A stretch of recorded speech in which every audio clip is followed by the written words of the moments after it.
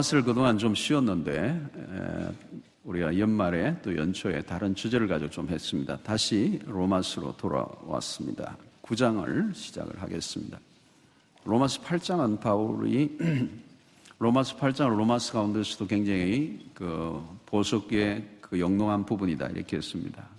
굉장히 바울이 확신에 차 있고 또 정말 기쁨에 차 있는 자신감이 넘치는 승리의 환호를 지르는 그런 클라이막스의 모습을 보았습니다. 날씨로 치면 굉장히 화창한 날이었어. 근데 갑자기 9장으로 넘어오면서 뭔가 이렇게 먹구름이 쫙 끼는 듯한 갑자기 분위기가 이상 난기류가 흐르는 좀 이런 조금 어두운 말씀으로 시작이 되고 있습니다. 바울이 굉장히 혼란스러워하는 부분이 좀 있고 또 당황스러워하고 또 염려와 근심 또 자신 안의 어떤 고통, 아픔을 표현하고 있습니다. 이방의 사도로서 또 부름을 받아서 이방인들에 대해서 복음을 전하고 많은 사람들이 그리스도인으로 돌아오는 그런 기쁨을 맛보는데 거기에 반해서 유대인들, 자기의 동족인 유대인들은 이 복음을 거부한다는 거죠.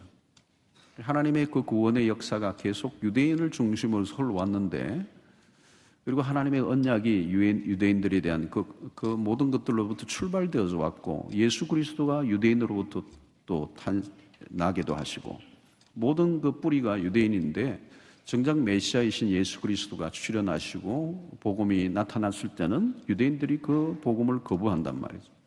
이 바울이 그 사역하는 현장 가운데 많은 그 이방인들이 죽기를 돌아오는 기쁨은 참 감사하고 좋은 것이지만 자기의 동족인 유대인들이 복음을 거부하고 아주 지극히 소수인 사람들만 돌아왔지 진정으로 유대 민족은 움직이지 않는 모습에 굉장히 그 안타까움을 가지고 있었습니다. 피는 물보다 진하다는 얘기를 하잖아요. 언제나 그 자기의 밑자리에 그 동족에 대한 부담감이 이제 있었던 것입니다. 바울이 오늘 솔직한 자기의 심정을 이 1절부터 5절까지 표현을 하고 있습니다. 1절, 2절을 보면 내가 그리스도 안에서 참말을 하고 거짓말을 아니하노라. 나에게 큰 근심이 있는 것과 마음에 그치지 않는 고통이 있는 것을 내 양심이 성령 안에서 나와 더불어 증언한다 말씀했습니다. 바울의 그 참말이다, 거짓말이 아닙니다. 진심입니다. 이제 이걸 강조하고 있죠. 근데 그게 뭐냐면 나에게 큰 근심이 있다. 그냥 근심이 아니고 큰 근심. 뿐만 아니라 마음에 그치지 않는 고통이 있다는 거예요. 예. 그러면서 3절에 뭐라고 말합니까? 나의 형제 곧 골육의 친척을 위하여 내 자신이 저주를 받아 그리스도에게서 끊어질지라도 원하는 바로다. 아주 강한 표현을 씁니다. 강조법이죠. 자신이 저주를 받겠다 이 얘기가 아니고 내가 저주를 받는 한이 있어도 내 형제 골육 친척이 구원을 받기를 원한다. 그만큼 그 자신의 그 골육 친척의 구원에 관해서 강한 애착, 애정을 표현하고 있습니다. 사실 우리가 바로 앞장인 로마서 8장에서는 어떤 피조물이라도 그리스도 예수 안에 있는 하나님의 사랑에서 끊을 수 있는 것이 없다고 그랬잖아요. 그런데 자신이 그런 저주를 받아 그리스도에게서 끊어지는 한이 있다 할지라도 자기의 골육 친척이 구원을 얻기를 원한다는 말입니다. 자신이 성령 안에서 이 부분을 증언한다고 할 때 이것은 정말 솔직한 자기의 감정입니다. 특별히 내 자신이 저주를 받아 그리스도에게서 끊어질지라도라고는 이런 표현은 동족 유대인들에 대한 구원에 대한 바울의 열망이 얼마나 절실한가 하는 것을 유감없이 드러내고 있습니다.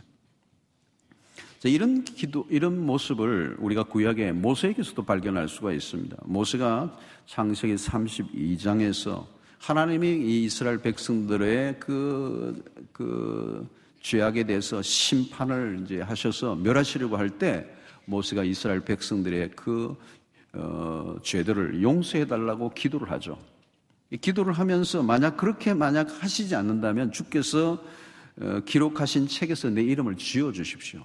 제발 나를 불쌍히 여겨달라. 그러면서 자기의 생명을 담보하는 그런 모습을 보이고 있습니다.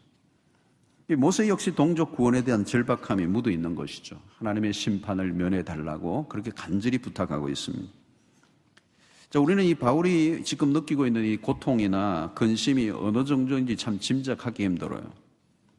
특별히 그 복음의 사도로서, 이방의 사도로서 구원의 사역을 위해서 애를 써왔고, 그가 과거의 유대인으로서 그 유대주의 안에 깊이 있었던 그가 성경의 전체의 맥락을 알 때 하나님의 구원의 역사가 유대인을 중심으로 해서 일어나고 있는 이 과정 속에서 갑자기 왜 이 예수 그리스도가 오셨는데 이 복음에 반응하지 않느냐. 이 굉장히 힘들어하는 것이죠. 바울이 굉장히 힘들어하는. 요한복음 1장 11절에 보면 자기 땅에 오매 자기 백성이 영접하지 아니하였으니 이 얘기를 하고 있습니다. 예수님이 끊임없이 복음서에서도 보면 예수님의 출현을 가장 적대시했던 사람들이 유대인들이었습니다. 바울 역시 이전에 그렇게 살았고 예수를 핍박하는 일에 앞장을 서왔던 그런 삶을 살았습니다. 그러나 다메섹 도상에서 부활하신 예수 그리스도를 만나고 그의 인생이 터닝을 하면서 이방의 사도로 부름을 시험받고 생명을 걸고 지금까지 달려왔습니다.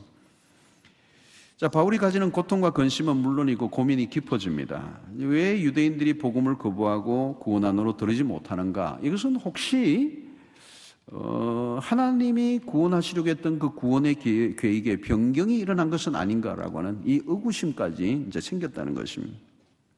바울은 로마서 1장 16절을 시작하면서 내가 복음을 부끄러워하지 아니하노니 이 복음은 모든 믿는 자에게 구원을 주시는 하나님의 능력이 됨이라. 모든 믿는 자에게 구원을 주시는 하나님의 능력이 됨이라. 첫째는 유대인에게요, 그리고 헬라인에게로다. 이 바울은 이 복음의 능력이 반드시 첫째는 유대인에게로 미쳐질 것이다라고 하는 확신을 그가 가지고 있었습니다. 우리는 여기서 본문에 바울의 진심을 발견하게 됩니다. 그가 이방의 사도로 사역을 하면서 여전히 걸리는 숙제, 동족이 복음의 바깥에 있는 것에 대한 안타까움을 우리가 보게 되는 것입니다. 자기가 그 이방의 사도로서 열심히 사역을 할 때 이방인들이 막 돌아오면 돌아올수록 그 기쁨이 큰 반면에 또 다른 면에서는 유대인에 대한 안타까움이 이제 같이 오는 것이죠. 여러분, 이것은 굉장히 자연스럽고 당연한 일이라고 봅니다. 가까운 가족들이 예수를 믿지 않고 있는데 나만의 구원으로 만족할 수 있는 사람은 없어요. 내가 구원을 받고 나는 정말 좋은데 이 구원의 은혜를 누리지 못하는 가족들이 내 주변에 있다면 너무 안타까운 거죠. 또 이 구원의 풍성함이 무엇인지 바울이 너무나도 잘 알고 있기 때문에 이 복음의 바깥에 있었을 때, 이 구원을 얻지 못했을 때 예수 그리스도의 십자가 부활의 복음 안에 들어와서 하나님의 그 구약 시대부터 엄청난 그 구원의 경륜을 이루어 나가시며 마침내 그리스도가 오시고 그 그리스도 안에서 우리에게 주어지는 이 구원의 광대하고 이 풍성하고 이 황홀한 구원에 그 안에 이 들어와 있는 그 자신으로서 이것을 누리지 못하고 있는 그 유대 동족을 바라볼 때 이 고통이 그치지가 않는데 자신이 얻은 구원을 자랑하고만 있고 거기에 만족하고만 있을 수 없었다는 거예요. 하나님이 나를 선택해 주신 것에 대해서 무한 감사를 드리지만 나만의 선택으로 기뻐할 수 없다는 것을 그가 얘기하고 있는 것입니다. 여러분, 바울은 고린도전서 9장 16절에 이런 표현을 합니다. 내가 복음을 전할지라도 자랑할 것이 없나니 내가 부득불할 일이며 만일 복음을 전하지 아니하면 내게 화가 있을 것이다. 참 이 바울의 이런 태도가 관점이 여러분 우리의 가슴에 와 닿는지 모르겠어요. 열왕기하 7장을 보면 비슷한 내용의 스토리가 나옵니다. 아람의 군대가 둘러싸여져 있는 그 사마리아가 굉장히 고립되어 있어요. 굶을 죽을 지경이 되어서 나중에는 자식까지 이 집 저 집 나누어가면서 잡아먹는, 인육을 먹는 이런 일이 성경에 있어요. 실제로 일어난 거죠, 사실. 너무 기근이 있는데. 근데 이미 하나님께서 그 아람의 군대를 다 함락시켜 놓았는데 그건 모르고 있었어. 근데 4명의 나병 환자가 그냥 굶어 죽기보다는 용기를 내고 아람 진영하러 들어가 보니 아람 군사는 다 사라지고 없는 거예요. 그냥 다 도망친 거예요. 하나님이 그렇게 역사를 하셨어요. 그러니까 거기는 먹을 게 많고 검은 보화가 막 흘러 넘치니까 정신을 못 차리고 먹고 막 챙기고 하다가 보니까 우리가 하는 이런 소위가 옳지 않다는 걸 느낀 거죠. 그래서 어떻게 해요? 나병 환자들이 서로 말합니다. 우리가 이래서는 안 되겠다. 오늘은 아름다운 소식이 있는 날이거늘 우리가 침묵하면, 아침까지 기다리고 침묵한다면 벌이 우리에게 미칠 것이다. 이렇게 얘기합니다.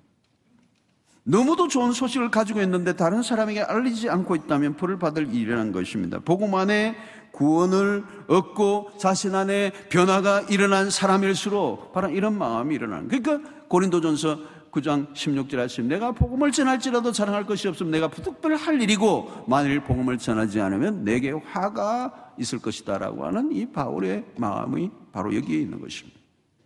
사랑하는 성도 여러분, 귀한 것은 우리가 나누는 게 사랑이죠. 바울이 느끼고 있는 이 고통이 뭡니까? 이 고통을 거슬러 올라가면 사실은 사랑에서 나온 겁니다. 동족을 사랑하는 만큼 고통하는 겁니다. 여러분 집에 아이가 아프면 가장 많이 고통하는 사람이 가장 많이 사랑하는 거 아니에요? 누군가 아파할 때 가장 그 아픔을 많이 느끼는, 같이 느끼는 사람이 사랑하는 거 아니겠어요? 오늘 우리에게도 바울이 이렇게 느꼈던 이런 아픔을 가지고 있는지 한번 확인해 볼 필요가 있습니다. 사랑한다는 것은 좋은 것을 나누는 것이고 가장 좋은 것을 나누는 것이 사랑인 것이죠. 어떤 여자분이 자신의 생일날이 다가올 때 그 선물을 준비하는 남편에게 다른 어떤 선물보다도 당신이 교회에 나오는 것이 나에게 최고의 선물이다 이렇게 부탁을 하는 것을 보았습니다. 자신에게 줄 수 있는 최고의 선물이 뭐냐? 남편이 구원을 받는 것. 남편이 아무리 세상적으로 좋은 것을 해준들 그것이 기쁨이 될 수 없다는 것을 표현하는 것이죠. 내 생일날 당신이 교회에 한번 나와줘. 어떤 분은 임종을 앞두고 찾아온 목사에게 이제 생명이 얼마 남지 않았어요. 찾아온 신방원 목사에게 부탁하기를 자신이 죽어 이제 곧 장례식을 치르게 될 텐데 이 장례식에 목사님 강력한 복음의 메시지를 한번 전해 주십시오. 아무리 내가 전도를 해도 예수를 믿지 않는 우리의 가족들이 마지막 장례식에는 다 참여할 텐데 목사님이 그때 그 기회를 통하여서 하나님의 복음의 메시지를 강력하게 좀 전해 주십시오. 그렇게 부탁을 하는 거예요. 여러분 자신에게는 죽음이라고 하는 사건을 죽음이 닥쳐와 있는 이 상황 속에서도 그 죽음의 사건 속에서도 가족들의 구원을 챙기는 그 영혼이야말로 그런 구원이 무엇인지를 정확하게 이해하고 있는 사람이에요. 여러분 예수를 믿는 사람들이 가지는 가장 강한 애착이 있다면 영혼 구원입니다. 특히 가까운 사람들의 구원의 문제에 관심을 가지는 것은 너무도 당연한 것입니다. 여러분 구원받은 사람들은 나에게 이런 영혼 구원에 대한 간절함이 있는가를 한번 살펴볼 필요가 있어요. 오늘 이 말씀을 준비하면 저도 제 자신에 대해서 이것을 한번 살펴봤어요. 나는 정말 예수를 믿지 않는 내 주변의 가족, 친지들에 대해서, 이웃들에 대해서 얼마나 이런 부담을 가지고 있는가. 여기에 따라서 우리의 신앙을 한번 진단해 볼 필요가 있는 거죠. 여러분 본문을 통해서 바울이 가진 입장과 마음의 태도를 통해서 신앙의 그가 가지고 있는 구원의 그 신앙의 그 진정성을 우리가 확인해 볼 필요가 있습니다. 구원을 받은 사람이라면 구원의 바깥에 있는 사람들에 대해서 방관할 수가 없어요. 아카데미 상을 휩쓸었던 신들러 리스트라고 하는 영화에서 주인공 신들러는 그 독일의 나치하에서 유대인들이 죽어갈 때 자신의 공장에 있는 사람들을 한 사람 한 사람씩 사실 돈을 주어서 빼내어서 구출해내는 작업을 하죠. 나중에 1100명까지 살려냅니다. 그런데 전쟁이 끝나고 신들러의 자기의 그 안타까운 고백이 있죠. 그때 한 사람이라도 더 건져내었으면, 한 사람이라도 더 건져낼 수 있었을 텐데, 안타까움에 있는 절에 있는 후회를 그가 하는 얘기가 그 영화를 보는 수 없는 사람들의 감동을 주고도 남았습니다. 바울이 지금 우리에게 보여주는 것은 단순히 사람의 목숨을 말하는 정도가 아니죠. 영원한 생명을 얻게 하는 일입니다. 바울은 지금 이미 구원을 받았어요. 그리고 전도도 할 만큼 했습니다. 동족들을 위해 노력을 안 한 것도 아닙니다. 그 정도면 자신이 할 도리를 다 했다고 입장을 정리하고 대충 넘어갈 수도 있었을 것입니다. 그런데 바울은 그런 수준에 머물러 있지 않았습니다. 그치지 않는 고통, 그에게 큰 근심이 사라지지가 않았습니다. 어쩌면 오늘 바울은 이 로마서 8장으로 그냥 끝내버리고 12장으로 넘어가도 괜찮아요. 어떻게 보면 이 9장과 10장과 11장은 이렇게 삽입절 같이 보입니다. 그래도 불구하고 이 9장을 기록하는 이유를 보면 그는 기록하지 않으면 안 되는 그 동족의 구원에 관련된 자신의 견해를 밝히고 싶어 하는 것입니다. 그것은 유대인 구원에 대한 그의 강한 애착입니다.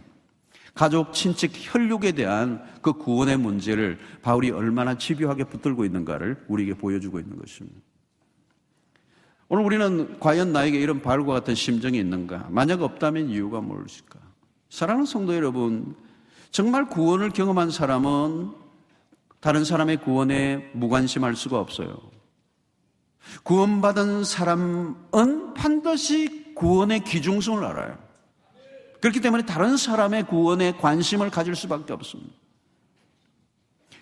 어떤 사람은 내가 구원을 받긴 받았지만 그 구원에 대해서 충분히 이해하지 못할 수가 있어요. 구원을 얻었지만 이 복음의 내용이 무엇인지 충분히 이해하지 못하는 거죠. 구원 안에서 주어지는 이 풍성함이 얼마나 놀라운 것이고 구원 바깥에서 주어지는 사람에게 주어지는 하나님의 심판과 저주가 얼마나 무서운가를 정확하게 이해하지 못하게 될 때 우리는 이 복음을 다른 사람, 특별히 가까운 사람에게 전하는 부분에 굉장히 소극적일 수가 있어요. 여러분, 구원을 받은 사람으로서 그 구원을 풍성하게 누리는 사람일수록 간절함은 더 깊어지는 거죠. 바울이 표현한 대로 내 자신이 저주를 받아 그리스도에게서 끊어질지라도, 이러면 아무나 표현할 수 없는 이런 표현이죠.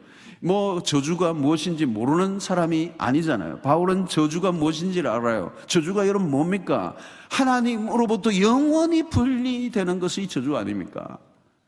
끔찍한 그 저주를 언급하면서까지 혈육의 구원을 그렇게 절실히 갈망하고 있는 것에서 우리가 느끼는 것은 그가 구원을 정확하게 이해하고 있다는 것입니다.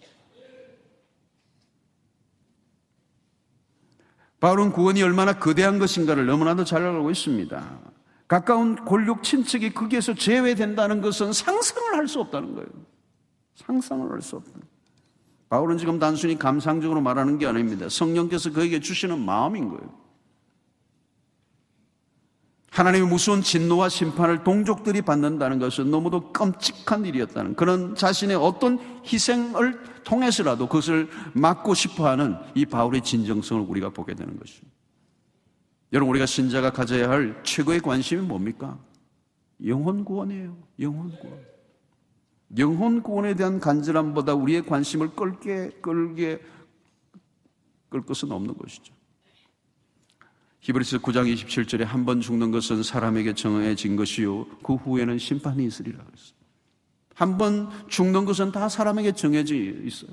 그 후에는 심판이 있다는 거예요. 여러분, 누구나 죽습니다. 이 땅의 삶은 잠깐입니다. 모든 건 다 사라집니다. 바울은 우리가 낙심하지 않아야 할 이유를 고린도후서에서 우리의 겉사람은 다 낡아지지만 우리의 속사람은 날로 새로워져 가는도다. 무엇이 진짜 여러분 사랑입니까? 가족을 사랑한다는 게 무엇일까요? 세상에 좋은 것을 다 준다 할지라도 그런 것들은 다 일시적인 것이죠. 우리가 이것을 정확하게 이해해야 되죠. 눈에 보이는 것들은 잠깐인 것입니다. 아무리 호화롭고 부유하게 산다 할지라도 그 영원히 구원을 받지 못한다면 의미가 없는 것이죠. 그러므로 우리의 초점은 영원 구원입니다. 사람을 바라볼 때 우리의 관점은 구원을 받았는가? 내 안 믿는 가족을 위해서 내가 해줄 수 있는 최고의 선물은 무엇이냐? 구원이라는 거예요. 구원.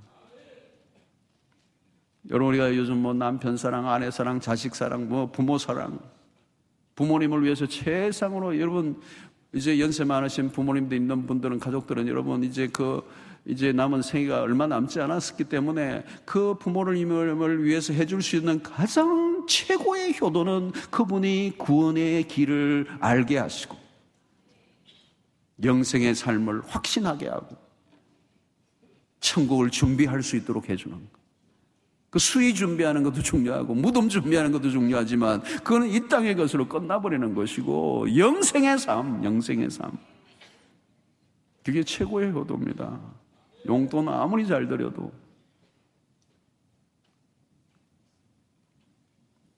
자식을 사랑한다는 것도 마찬가지예요. 여러분, 가족을 진짜 사랑한다면 가족의 구원에 대한 안타까움을 가지고 기도하며 애를 써야 합니다. 어떤 경우에도 이것은 포기하지 않고 우리의 마음에 그치지 않는 고통으로 남아있을 때 내 구원이 내 구원으로 끝나지 않고 우리의 가족과 우리의 모든 주변의 이웃들에게까지 전달되어져야 되는 것입니다. 우리 교회는 부산 성취와 민족 복음화 세계 복음을 외치는 교회입니다. 이것은 우리가 이루어가야 할 사명이고 비전입니다. 그런데 가장 가까운 우리 가족의 구원에 대한 관심과 열정을 가지고 있지 않은 채 세계 복음화를 외친다면 그건 공허하거나 위선적인 것입니다. 가장 가까운 가족의 구원에 대한 관심이 없는 세계 선교는 진정성이 없는 삶입니다. 여러분, 진정으로 가까운 이 가족, 이 골육 친척을 사랑한다면 우리의 최고의 관심은 그들이 구원을 누릴 수 있도록 그들의 구원에 관심을 가지고 그들의 영혼의 귀중함을 날마다 인식하고 그 일을 위해서 우리가 헌신해야 될 줄로 믿습니다. 오늘 우리는 이 바울의 이 본문의 말씀을 통하여 참 영혼 구원의 열정이 이렇게 강력할 수 있을까?